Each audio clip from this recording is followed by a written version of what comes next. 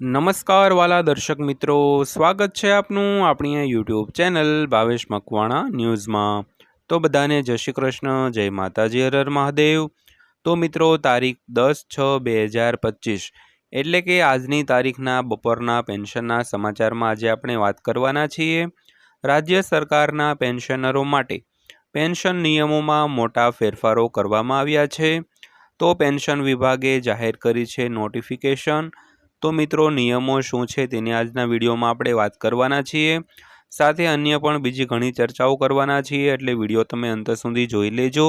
અને હજી સુધી જો આપણી આ ચેનલ તમે સબસ્ક્રાઈબ ન કરી હોય તો ડેઈલી આવી જ માહિતીઓ મેળવવા માટે આપણી આ યુટ્યુબ ચેનલને અત્યારે જ સબસ્ક્રાઈબ કરી લેજો મિત્રો। તો શરૂ કરીએ આજનો વિડીયો। તો વાત કરીએ તો કેન્દ્રીય કર્મચારીઓ માટે મોટા સારા સમાચાર।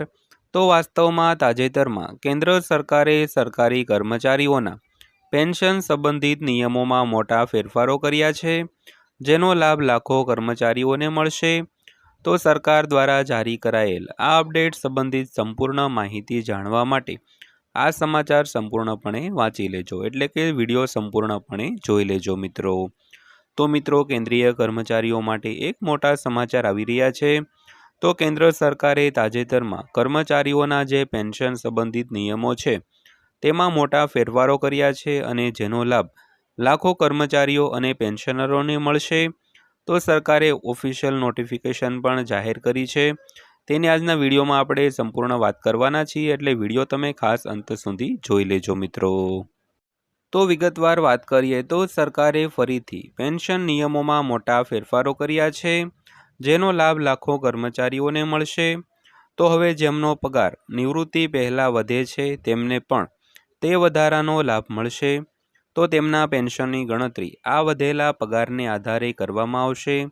તો કર્મચારી અને તાલીમ વિભાગ એ જાહેરનામું બહાર પાડ્યું છે, જેનો લાભ લાખો કેન્દ્રીય કર્મચારીઓને મળવાનો છે મિત્રો। તો મિત્રો, સરકારે છે તે ફરીવાર પેન્શન નિયમોમાં મોટા ફેરફારો કર્યા છે, અને જેનો લાભ છે તે લાખો કર્મચારીઓ તેમજ પેન્શનરોને મળવાનો છે। અને હવે જેમનો પગાર નિવૃત્તિ પહેલાં વધે છે તો તેમને પણ પગાર વધારાનો લાભ મળશે। તો તેમના પેન્શનની ગણતરી આ વધેલા પગારને આધારે કરવામાં આવશે મિત્રો। તો તાલીમ વિભાગે જાહેરનામું પણ બહાર પાડ્યું છે, અને જેનો લાભ લાખો કેન્દ્રીય કર્મચારીઓને મળશે મિત્રો। તો વિભાગ દ્વારા જારી કરાયેલા નોટિફિકેશન મુજબ જો કોઈ કેન્દ્રીય કર્મચારી વાર્ષિક પગાર વધારા પહેલાં નિવૃત્ત થાય છે તો પણ તેના પેન્શનની ગણતરી કરતા પહેલાં વાર્ષિક પગાર વધારાનો લાભ પણ આપવામાં આવશે। તો આનો અર્થ એ થયો કે પેન્શન લાભોની ગણતરી કરતા પહેલાં આવા કર્મચારીઓને વાર્ષિક પગાર વધારાનો લાભ આપવામાં આવશે। તો કર્મચારીઓના પગારમાં આ પગાર વધારો ઉમેર્યા પછી જ નિવૃત્તિના પૈસા એટલે કે પેન્શન વગેરેની ગણતરી કરવામાં આવશે મિત્રો। તો મિત્રો, પેન્શન વિભાગે એક નોટિફિકેશન જાહેર કર્યું છે કે જ્યારે કોઈ કર્મચારી નિવૃત્ત થતો હોય અને તે પહેલાં જો વાર્ષિક પગાર વધારાનો લાભ લઈ લીધો હોય, અથવા તો તે પછી જે વાર્ષિક પગાર વધારો મંજૂર થઈ ગયો હોય, તો જે નવા પગાર ધોરણ મુજબ કર્મચારીઓને નિવૃત્તિના પૈસા એટલે કે પેન્શનની ગણતરી કરવામાં આવશે મિત્રો। તો ત્યારબાદ વાત કરીએ તો નિવૃત્તિ પર લાભ ક્યારે મળશે। તો વિભાગ દ્વારા જારી કરાયેલા નોટિફિકેશન મુજબ જો કોઈ કેન્દ્ર સરકારનો કર્મચારી 30 જૂન અથવા તો 31 ડિસેમ્બરે નિવૃત્ત થાય છે, જ્યારે તેના એક દિવસ પછી એટલે કે 1 જાન્યુઆરી અને 1 જુલાઈના રોજ મોંઘવારી ભથ્થું વધારવાનું હોય છે, તો પેન્શનની ગણતરી કરતાં પહેલાં વાર્ષિક પગાર વધારાનો લાભ ઉમેરવામાં આવે છે। તો આ પગાર વધારાને ઉમેર્યા પછી જ કર્મચારીને નિવૃત્તિ પર મળવાની એકમ રકમ અને ત્યારબાદ પેન્શનની ગણતરી કરવામાં આવશે મિત્રો। તો મિત્રો, ખાસ કરીને 1 જાન્યુઆરી અને 1 જુલાઈના રોજ મોંઘવારી ભથ્થું છે તે વધતું હોય છે, અને કોઈ કર્મચારી 30 જૂન અથવા તો 31 ડિસેમ્બર એટલે કે મોંઘવારી ભથ્થું વધવાનું છે તેના એક દિવસ પહેલાં જો નિવૃત્ત થાય છે તો આ વાર્ષિક પગાર વધારાનો લાભ ઉમેરવામાં આવે છે, અને આ પગાર વધારાને ઉમેર્યા પછી જ કર્મચારીઓને નિવૃત્તિ પર મળવાની જે એકમ રકમ અને ત્યારબાદ પેન્શનની ગણતરી પણ જે નવો પગાર નક્કી કરે, જે પગાર વધારો જે નક્કી થાય તે પ્રમાણે પેન્શનની ગણતરી કરવામાં આવશે મિત્રો। ત્યારબાદ વાત કરીએ તો આવો ફેરફાર કેમ કરવામાં આવ્યો તેના વિશે. તો સેન્ટ્રલ સિવિલ સર્વિસીસ એટલે કે SSC જે સુધારેલા નિયમો 2006ની કલમ 10 હેઠળ વાર્ષિક પગારો વધારો દર વર્ષે 1 જુલાઈના રોજ આપવામાં આવે છે. તો વર્ષ 2016માં આ વાર્ષિક પગારો વધારો બે ભાગમાં વહેંચાયેલો હતો, તો 1 જાન્યુઆરી અને 1 જુલાઈ. તો જો કોઈ કર્મચારી 30 જૂન અથવા તો 31 ડિસેમ્બરના રોજ નિવૃત્ત થાય છે તો તે વાર્ષિક પગાર વધારાનો લાભ મેળવવામાં એક દિવસ પાછળ રહે છે. તો આ કર્મચારીની પેન્શન ગણતરીને પણ અસર કરે છે અને કર્મચારીઓને આ અસરથી બચાવવા માટે સરકારે આ નિયમોમાં મોટા ફેરફારો કર્યા છે મિત્રો. તો મિત્રો આ નિયમ બનાવવાનો ખાસ હેતુ જે સેન્ટ્રલ સિવિલ સર્વિસીસ નિયમો 2006ની કલમ 10 હેઠળ વાર્ષિક પગાર વધારો દર વર્ષે 1 જુલાઈ અને 1 જે જાન્યુઆરી છે તેના રોજ વધારવામાં આવે છે. તો મિત્રો જો કોઈ કર્મચારી 30 જૂન અથવા 31 ડિસેમ્બરના રોજ નિવૃત્ત થાય તો તે વાર્ષિક પગાર વધારાનો લાભ મેળવવામાં એક દિવસ પાછળ રહે છે અને આને કારણે તેના પેન્શન અને પગારની જે ગણતરી થતી હોય તે ખૂબ જ ઓછી થતી હોય છે.